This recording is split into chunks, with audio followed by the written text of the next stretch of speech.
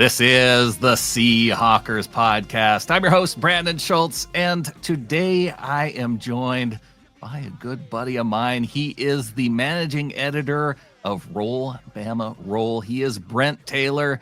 And Brent, I got to know you through my time at Field Goals. You are a Seahawks fan. In fact, you're a Seahawks fan thanks to Sean Alexander coming to the Seahawks, drafted by them in the first round all those years ago.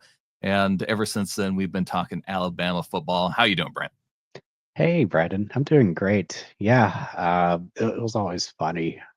Alabama just didn't have a pro team, right? So there's the Atlanta Falcons, and who really likes Atlanta. Uh, and the New Orleans Saints they're kind of cool, but they've been bad for so long. So we didn't have a team. College football reigns. So about the time, I was like, oh, hey, pro football exists. I should pay attention. The Seahawks drafted Sean Alexander, who was the only football player I knew existed, really. And so there we go. I played him in Madden and then just stuck with it because I don't know. I just arbitrarily pick something and never change. Well, if you're going to pick a player to follow, I mean, one of the greatest running backs in Alabama history, and then to go to the Seahawks and be on a winning franchise, went all the way to the Super Bowl, won MVP, our only Seahawks MVP in franchise history. I think you picked a good time to come over. Yeah, and then I'm still mad at LaDainian Tomlinson for breaking it a year later.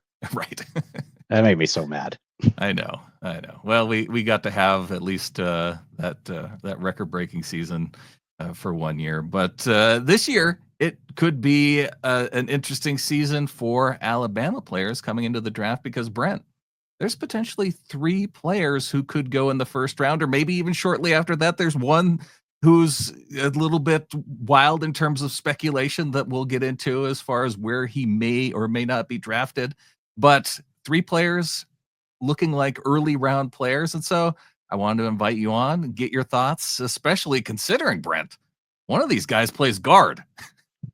Oh boy, I know we love guards around here.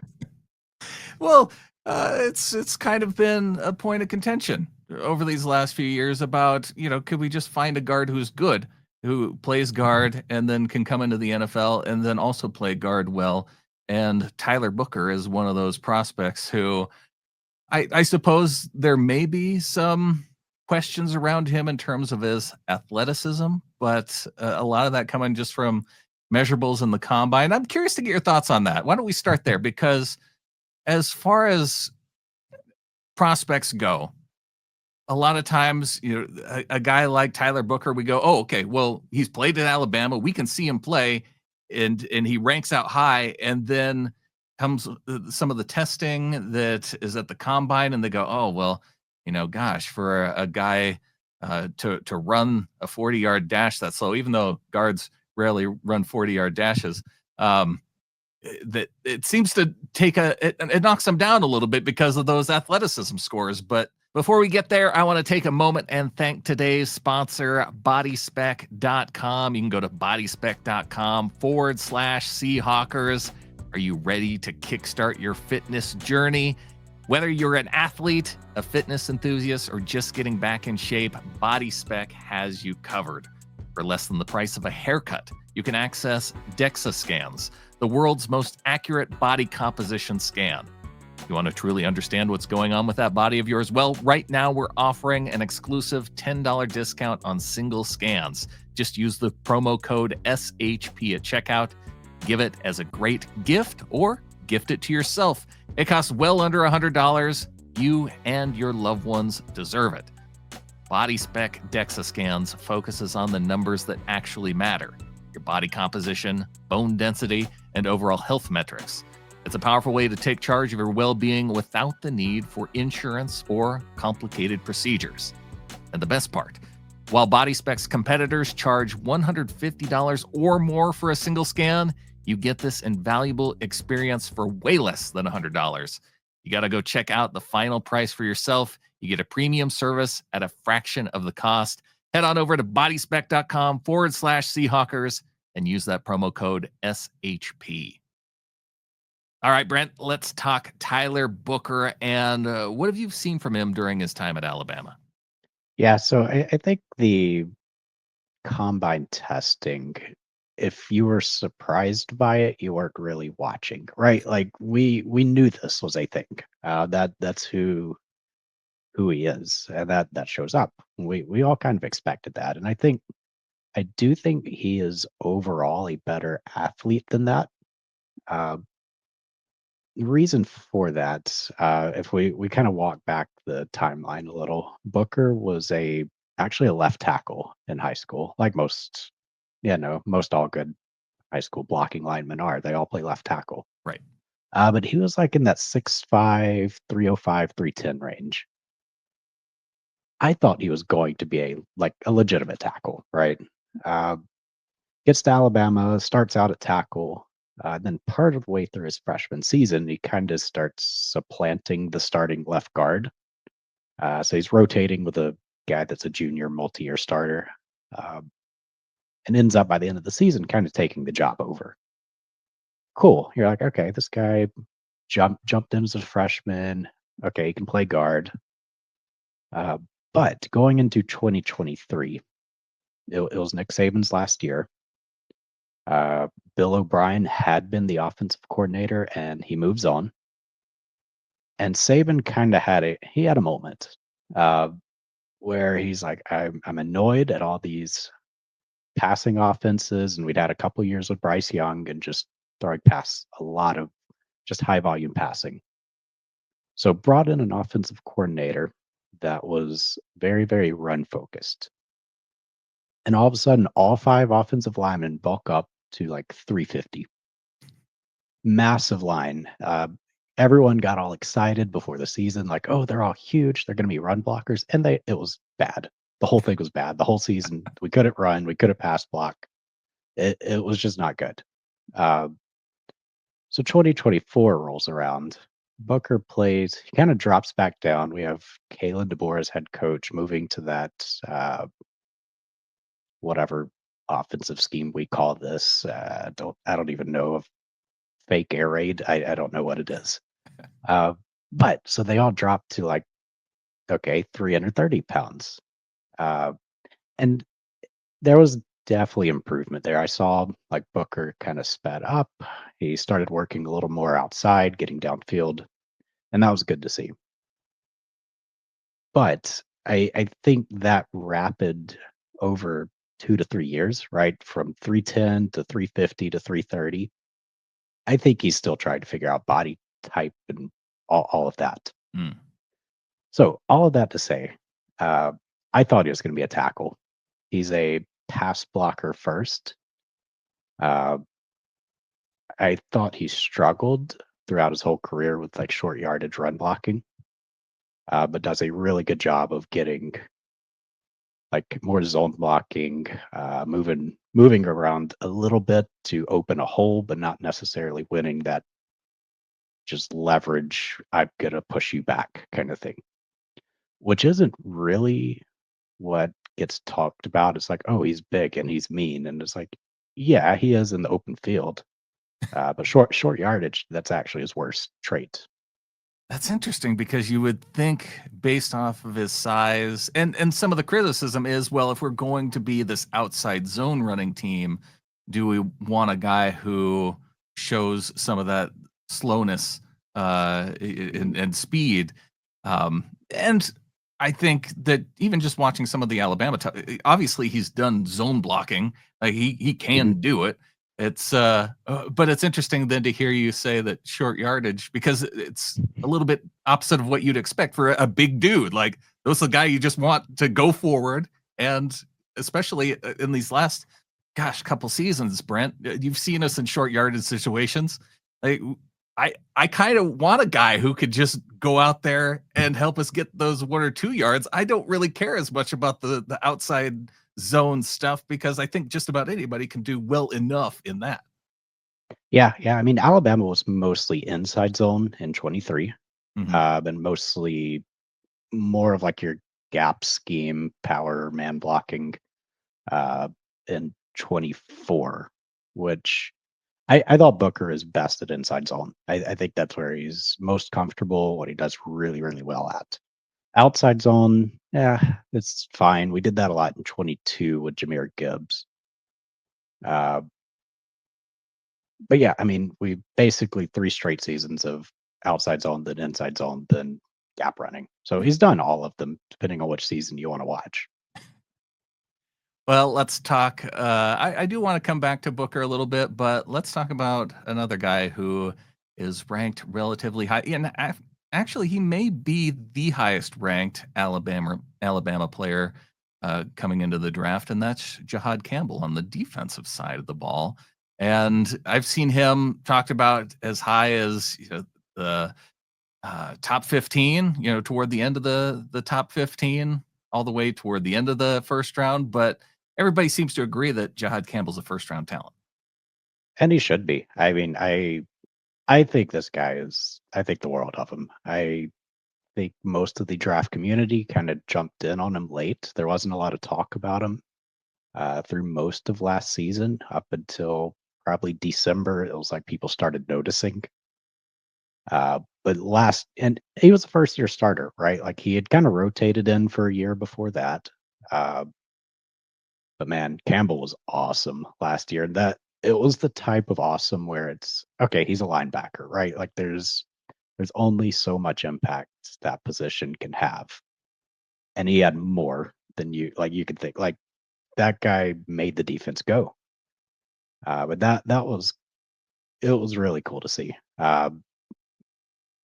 Just as a kind of a negative play generator, uh, and energy, just bringing the energy was something really fun to watch.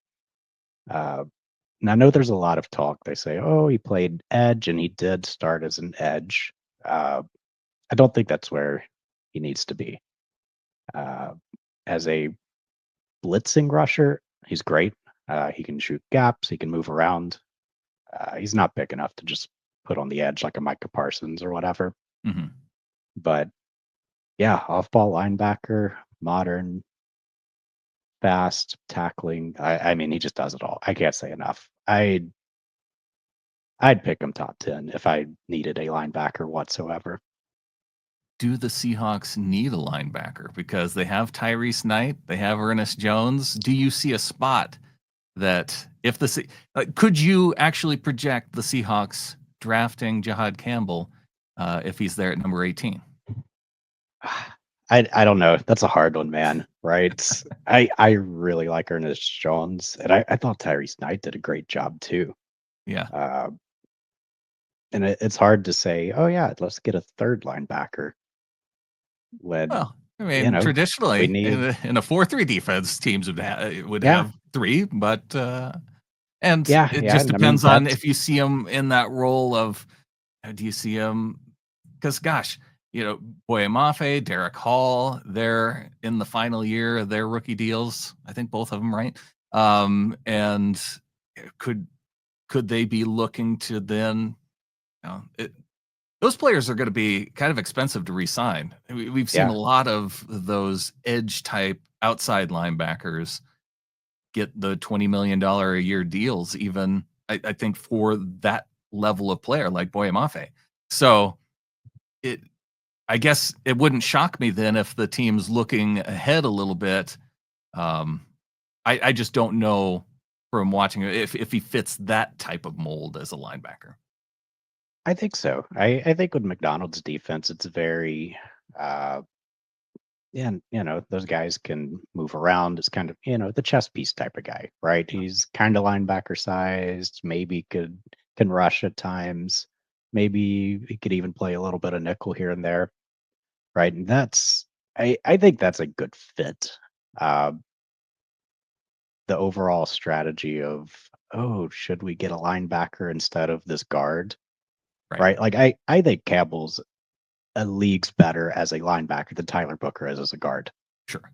right? Like I think Booker's a decent, good guard, right? Like he can be an NFL starter. I think he'll be fine.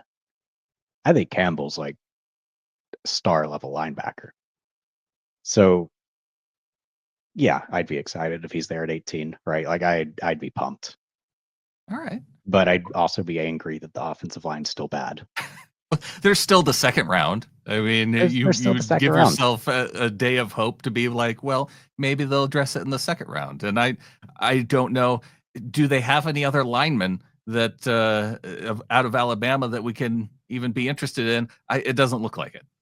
No, nobody Okay. else. Did the Ohio State center Seth McLaughlin? Did he decide to come out this year, or is Oh, he coming back for like a seventh season yet? was he an Alabama transfer guy? Oh man, yeah. Seth was the center that forgot how to snap that one year. Uh, I that doesn't sound like somebody I want to draft, Brent. oh no, oh so it was the same. Or it was the year before.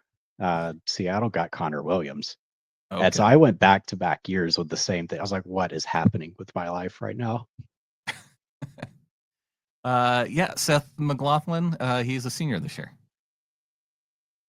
Okay, Or is he so really yeah, returning? no, he was a senior, so Okay, he's draftable this year. okay, yeah, good blocker. Uh, Yeah. and I think Ohio State fixed his snapping for somehow. I don't Okay. know. Well, I guess there's a little bit of hope there. But what did you, other than the snapping issues? Oh man, you must have had PTSD this year from. Oh, it was bad. It was so bad. If you watched Alabama Michigan in the playoffs 2 years ago, it like ruined the whole game. He couldn't snap the whole game. I mean, the entire offensive line in the Alabama Michigan game Oh was yeah, a wreck. it was bad.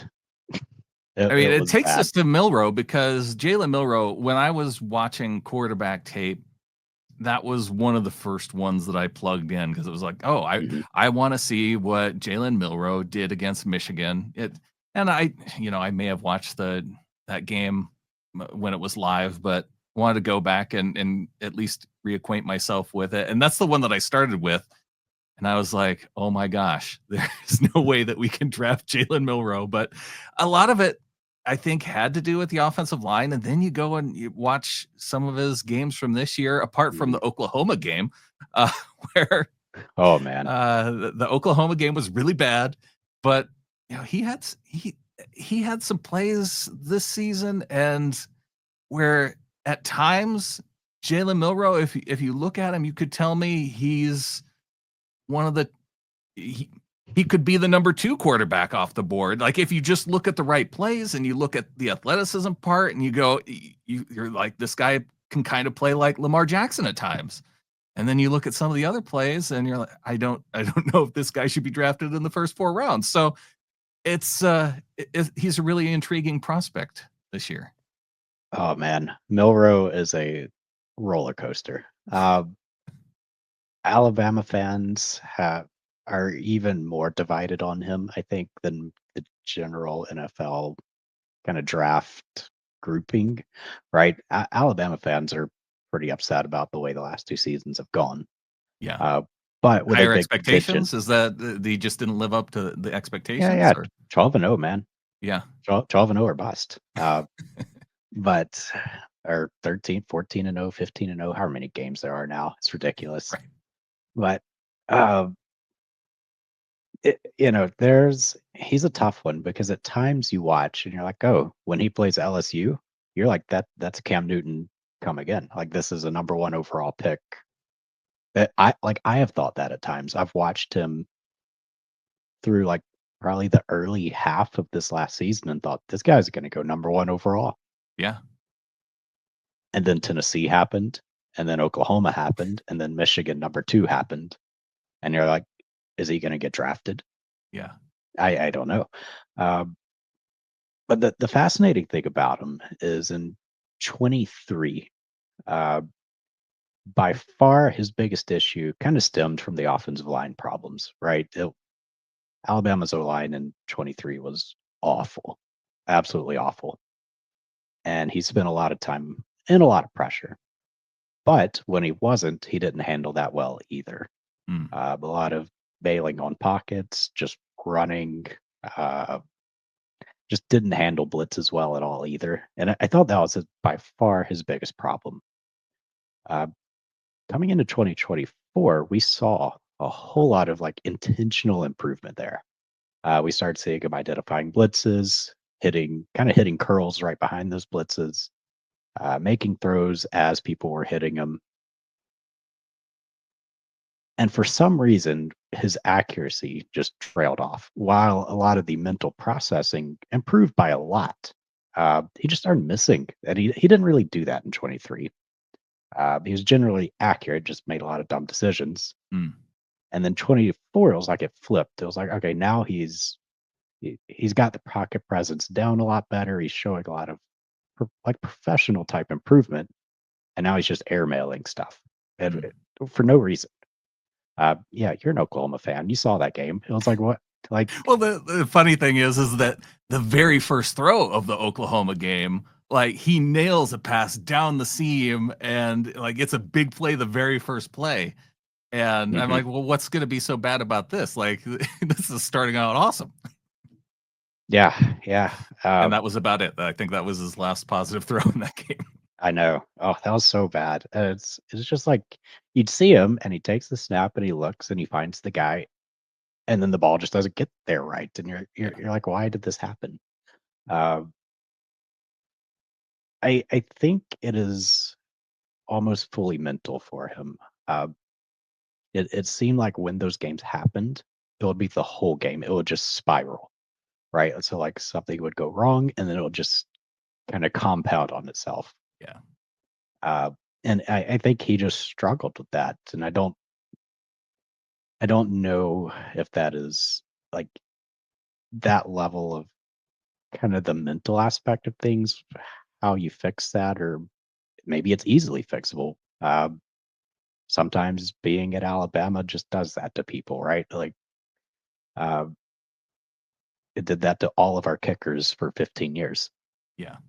Uh, but uh, when that part's right, you watch him and you're like, this dude can do anything. Like that's amazing arm, great accuracy. He can hit stuff 60 yards down the field, no problem. Oh, he can't throw a screen. That's a legitimate weakness. Cannot That's throw a okay. We screen don't do that pass. anyway. Yeah, we don't do that in Seattle. Who cares? But it's just like with the Russell Wilson, like trying to push a ball somewhere. You're like, this is a disaster. But Yeah, it yeah, would be other than nice that, to man, be able to throw screens, but if you have one weak point to the game, it's pretty rare to be able to find guys that have all those things. yeah. And although I think the mental thing is probably the biggest concern because you mentioned a lot of those teams, it did seem to show up against some of the bigger opponents. And it was mostly away games. Hmm. Uh, so That's right. played Oklahoma, yeah, Georgia, Tennessee. played Georgia at home, and looks like a Heisman type player. Right. LSU actually he absolutely destroyed at home and away. But so I don't know. It tended to be a lot of the away games gave him more issues than home games. Yeah. It's very curious. So before we get into some of the other guys, I'm kind of curious. I think I know what your answer is going to be, but I want to ask if you're the Seahawks and you're at 18 and there's some magical constraint that's put on you as John Schneider that you can only pick an Alabama player as a Seahawks fan and an Alabama fan, who are you whispering to John saying, take this guy at number 18? If Jihaad Campbell's there, you take him, man, and you run like that. That would be so exciting. Uh, I'd be really excited with Tyler Booker too. Uh, Yeah, I don't think like I said before, I don't think he's going to be a star type of guard. He's not going to be all pro. that's a need. But oh my god, we need a guard so bad. And Booker's good. He's good. Okay. Uh, Milroe at 18. I don't know. I think I could talk myself into it. Like, okay, Yeah. maybe not as much pressure in Seattle. Uh, And I I don't know. think the thing too is that if it were Milroe, that idea of letting him sit for a year, And that I yeah, know that's it's the thing. high to try and take a guy that's not going to have an impact right away. And so that's why I'm so curious about your answer because it takes into account Campbell, who you would say is if you're going best player available, you would go Campbell. If you go with biggest team need, it's Tyler Booker. And if you're going with positional value with high upside for the long term, the answer might be Milroe. Yeah, and I mean, is quarterback a big need? Right? Like we is I mean, long Darnold, term, if you want a franchise guy, right? and you think that he can be that guy, Yeah, I would be very conflicted, but I think I'd talk myself into being excited. Uh, I think having Darnold there for a year, or even two, would be good. I yeah. think giving Milroe a chance to kind of back out of the pressure cooker for a year, work on some of that, however that looks, could be really good for him. And again, I if he fixes that consistency, I think he's way better than Cam Ward. Yeah. Uh, it's just a really big if, a And that's why really I big say the if. upside potential of it, right? Yeah, Because that's where I really see that. And Milroe may not even go in the first round. He might go in second or third round. Like we don't know, but he was invited and yeah, he accepted an invitation to attend the draft, which generally those guys do end up going in the first two rounds. So he may be hearing things through his agent that would lead him to believe that he's going somewhere in the first two rounds. yeah. I keep hearing Pittsburgh at 21. Yeah, Uh, I think that one keeps popping up. They seem to really like him. that would make some sense. All And right. again, it's not like there are any other quarterbacks really. Like there's Cam Ward, and then Take your what pick, else? right? Yeah, Yeah. I'm none of the guys really. That's why when we did our quarterback show, I mean, Dylan Gabriel excited me as much as Milroe, and because I'm not excited about Dart, I'm not excited about McCord. Oh, gosh, yeah, there's Yeah. just not Ed Shooter Sanders. Not excited about that either. So I think that after Cam Ward's off the board, you could tell me it could go in any order and it wouldn't shock me. Yeah, and then, like even Dylan Gabriel, like I don't know what to think about Oregon quarterbacks. I thought Bo Nix was going to be a disaster. Right. So who really knows? I don't know. Well, going down the draft board here, Brent, and there's one name jumping out at me, and I didn't think I'd be talking special teams this early, but James Burnip, the punter, is the top ranked punter coming out of college. It seems, according to the people who rank punters. Which, if you have that job and get to break that tape, congratulations. But I I'm curious because again, the idea of maybe moving on from higher price talent on the team and the fact that he is an Aussie style punter too. What do you know about James Burnip, the punter? So Burnup did come from Australia. Uh, he was actually pretty bad as a freshman, and he was doing a lot of more the Aussie style, but was trying to learn American style. I think, and it wasn't good. I was ready to move on after his freshman year. Like, why is this a thing? I think he was averaging like 35 or 36 yards per punt. Not good. Like that's bad for college. Uh, it's disaster in the NFL. But and then it was like year two. Okay, he started hitting 45, and then I think his junior year it was 49 yards per punt. Oh, Uh, and then last year dropped back a couple of yards, but he was doing a lot more. like directional What's the stuff word for or that? Yeah, aiming for red zone. yeah. Alabama's offense did a little better in 24. We didn't stall out at the 20 as much, but yeah. So the cool thing about Burnup is he's like 6'6", maybe 6'7", and he looks kind of like a giraffe. Really? He's that And tall? he is so tall, and he's kind of thick too. You wouldn't really think it. Then you're looking, he's like 6'6", 230 or something. Oh He's a wow. big guy, uh, but his legs are like that whole length. And I always say it looks like a trebuchet when he punts. Like like the trebuchet, the whole thing flips up and goes, and it's Yeah. his legs look like that, and it's So when they just say an offensive lineman has long levers, he has long levers just on the bottom side. yeah, long levered legs. But man, he hits that and it just goes. What he's best at is the hang time. So the pure distance is good, right? Like 49 yards per punt is great for the NFL. Uh, but his hang time is nuts. It just stays up there forever, and then nobody ever returns it. I don't think there's like one punt return this whole last year. I don't even remember our punt gunners this year. Wow. Uh, so yeah, awesome punter. I mean, if you think they're worth drafting, draft them whatever you want. But Well, shoot, they drafted Dixon what in the fifth, and that seemed high at the time. But then since then, we've seen guys drafted even earlier. I guess I would be upset if we were drafting, because I'm fine with Michael Dixon. yeah, But if he happens to fall and they see long term opportunities, I wanted to make sure we covered him since he's Alabama and he's one of the top guys. But one of the positions I'm even more interested in, Brent, is the position of tight end. And even on our tight end show that we did here recently, um, I don't think we got to talk about some of the Alabama guys because they might not be the upper tier tight ends, but I think that both CJ Dupree and Robbie Oots, that we could see them both go within the 7 rounds of the draft. yeah. I think CJ Dupree is one of those sleeper type of picks that somebody watching could be like, oh, you know what, this guy's got something. Uh, Pretty bigger to average size guy uh, for a tight end. I think he's 6'5", 250. Like Mhm. nothing, nothing too crazy, but hey, he's solid.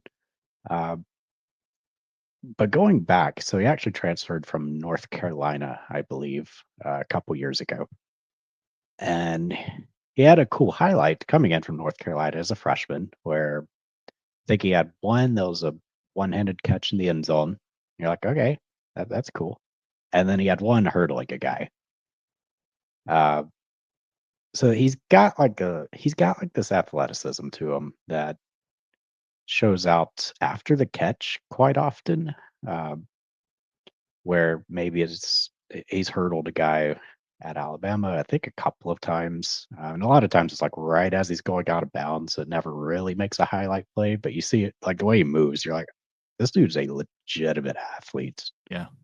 Well, Uh, Next Gen Stats has him as the fourth ranked athletic tight end in terms of their athleticism numbers. They have him ranked yeah, 4 in this class. I'd believe it. I think he had a 35-inch vertical, which, like, for a 250 Yeah, pound tight end, 34 and a yeah, half, and then a yeah, 10-foot yeah, yeah, broad. yeah, really impressive. Yeah.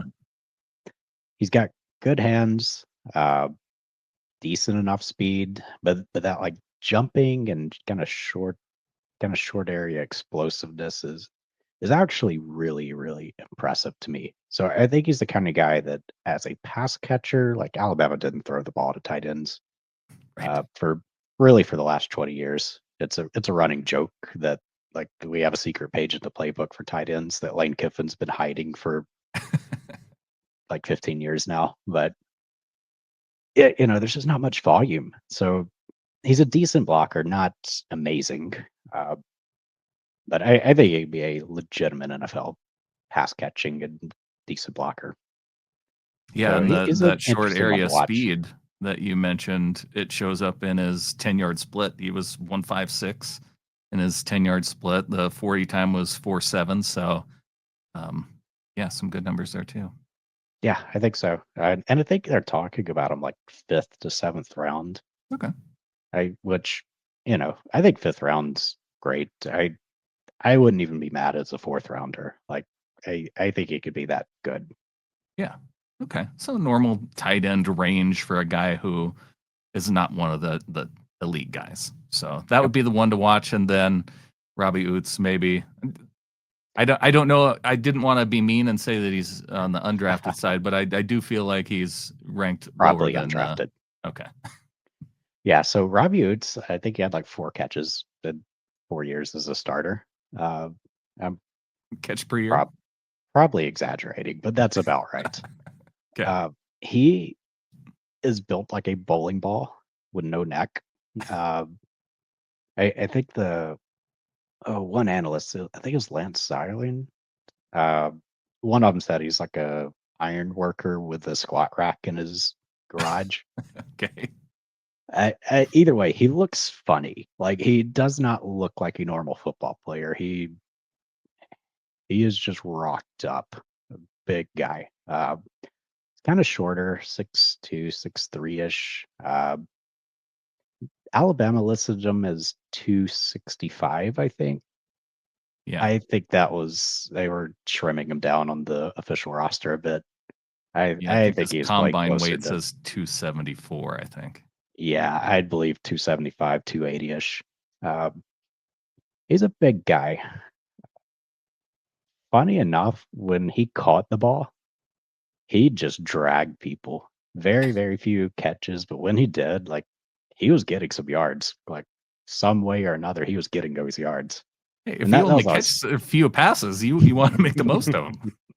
yeah, so it was fun to watch. He was one of those, like, the whole crowd would cheer like, "Ooh," it's Gotcha. uh, one of those type of guys. When somebody was directly in front of him and he blocked them into another dimension. If they took like 2 steps to the side, he might fall on his face. Uh, I he's a fun player. I think 25 years ago, he could have been a legitimate fullback. Gotcha. Uh, Modern game, I don't really see a fit unless we think the fullback is truly coming back. Yeah. He does have a fullback look to him, so that might Yeah, be he's even something. got that crazy mustache. Right. Yeah. I like the look of him. He looks like a fun guy to hang out with. All right. Let's flip over and close this out on defense, Brent. And the three guys that I have down that we haven't yet talked about are Tim Smith, the defensive tackle, Q Robinson on the edge, and then Malachi Moore at safety. And where do you want to start with those three guys? Yeah, I'll just go in the same order you did. So Tim Okay. Smith, former 5-star defensive tackle. We all had high hopes for him. He started for 3 years, made basically zero impact on the Oh, game. Like I'm not sure he ever really existed.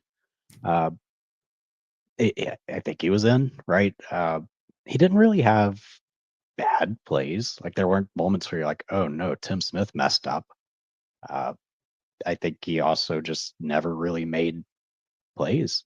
Uh, So sure, former 5-star, decent size, can play defensive tackle, nose tackle, exist. Uh, I don't think I'd draft him. he's not Maybe, the for a nose tackle. Like you want those guys to eat up blocks, and that's generally those guys you're not going to notice. But he seemed like on the small end for NFL nose yeah, tackle size. yeah, I'd agree. And Alabama hasn't run like the uh, two gap defensive line system for a few years now. Like Mhm. Saban used to do that for most of his career, but Alabama hasn't really done that since 2018, I think was the last season before they swapped over to more one gap stuff. So he didn't make an impact to there. Uh, I don't know. I think he gets ranked higher in some of like your NFL.com or whatever because former 5-star started Mhm. for multiple years, Gotcha. but he didn't do much. I training camp body, sure. Yeah. 6'4", That's 300 pounds. And I guess that's why I was thinking more of those guys that you tend to think of in the 320s, 330s. But yeah, athleticism wise, even amongst his peers, not real high. I guess even Lance Erline hasn't projected it in the fifth or sixth round. yeah, sure, Okay. fine. I would not be excited. But sure. Not excited about him. What about Q Robinson? Because off the edge, um, yeah. What do you think about Q? So Q was a 4-year special teams guy. Yeah. Uh, he was a good one. Like he was a good gunner. He did a lot of blocking on punt teams. Kind of fans attempted to like him because he was on special teams for so long. But Alabama had Will Anderson, Dallas Turner, Chris Braswell, kind of back to back to back throughout Q's whole career. So he never really played on the Mm. edge. Uh, Came into 24. They're like, oh, he's going to be the starter this year. And he ended up getting passed up by Quay Rusaw, the sophomore. Uh, so he still rotated a lot. Uh, Probably, I think he played 40 to 50-ish% of the snaps, which was, almost full time for a edge rusher anyway.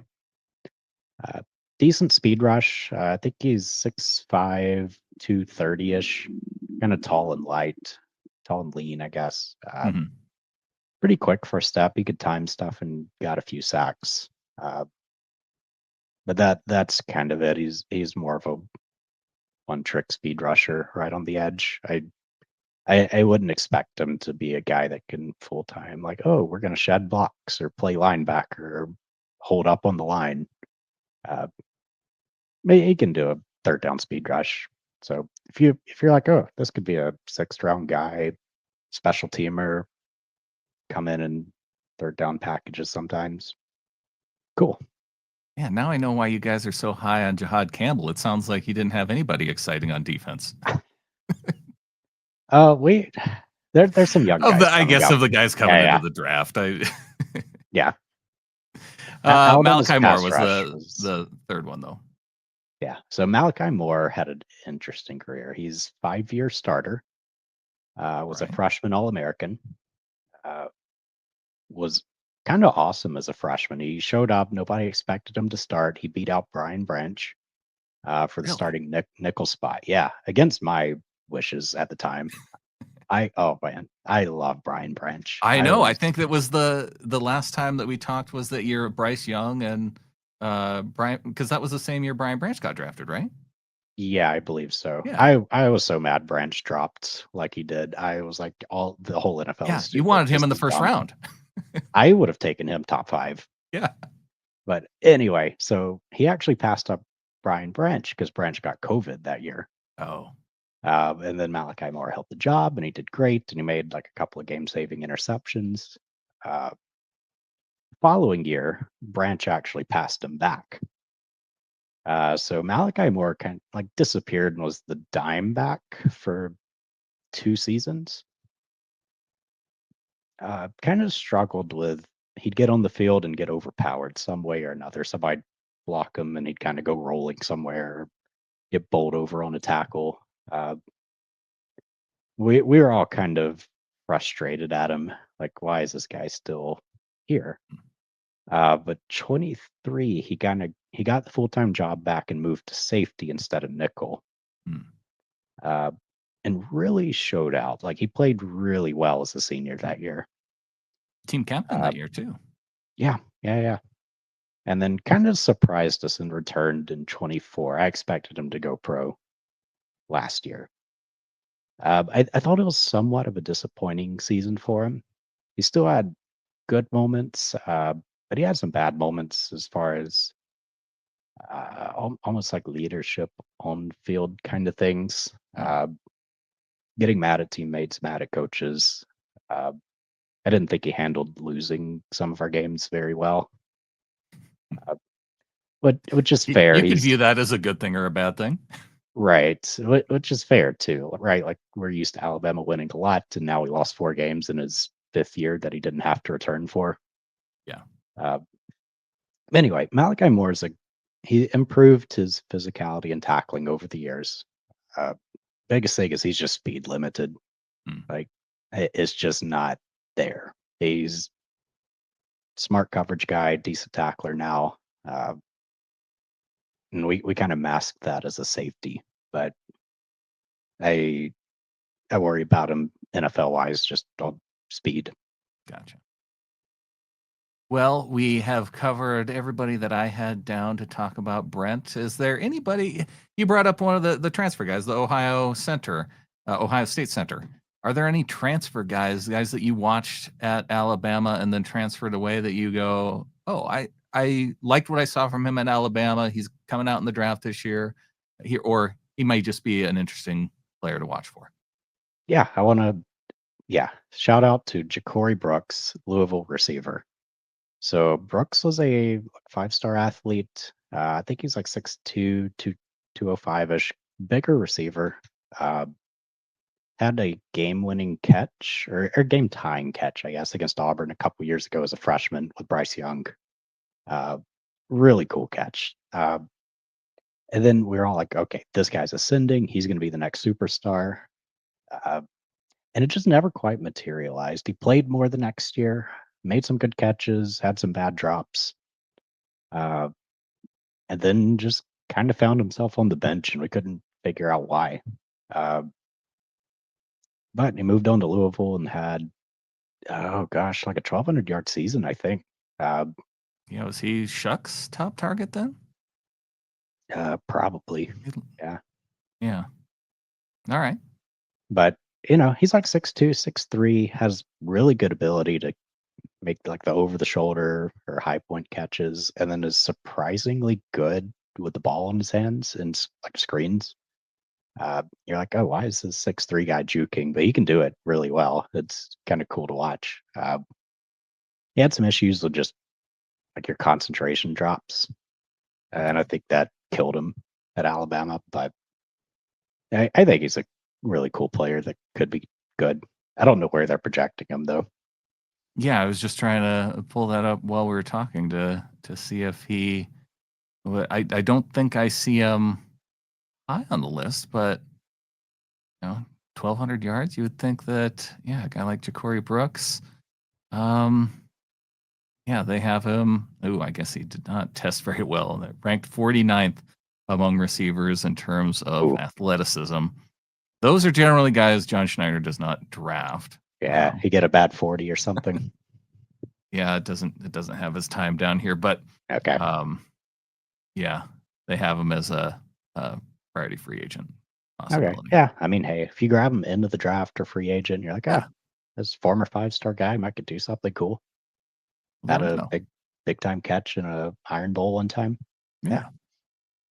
All right, Ja'Cory Brooks out of Louisville. So he's Brent Taylor of Roll, Bama Roll, the SB Nation site for the Alabama Crimson Tide. Brent, what do you got coming up? What are you guys covering there for Alabama football this time of year? Yeah, so we just finished spring practice. We're all still kind of mad that they canceled the spring scrimmage. Uh, so instead of our usual televised A-Day game, they're just like, oh yeah, we're just doing a fan practice, not on TV. Sorry. So we're all still kind of mad and hating on the athletic department at the moment. Uh, Wait but a yeah, second. so Do you guys have Ryan Grubb back as your offensive coordinator then? oh boy, yeah. Oh man, let me tell you. So we Ryan Grubb is he interviewed with Nick Saban uh, Yeah. 2 years ago, and everyone was so excited, right? It was like, oh, he's that Washington guy. Washington's had a great offense. Saban's going to hire him, and then it was like all of a sudden, well, no, he wants to stay at Washington. So we're all kind of mad, and got a terrible guy, Tommy Reese, out of Notre Dame. It was a disaster. Uh, well, then we hired Kalen DeBoer, Right. and he brings Ryan Grubb. We're like, okay, year two. This time we got Grubb. And he's in Tuscaloosa for like 3 weeks, holds a donor press conference or whatever. I was like, yeah, I'm the offensive coordinator. And then 3 days later, they see him at a bar with John Schneider Right. and he leaves. So like we're scrambling and promoted up the tight ends coach to be offensive coordinator for the year. Young guy, just first time. Not good. So now year three, Grubb's coming back again. And like half the Alabama fans, we have this whole theory that his wife just hates the South or all kinds of stuff. They've already made her answer that.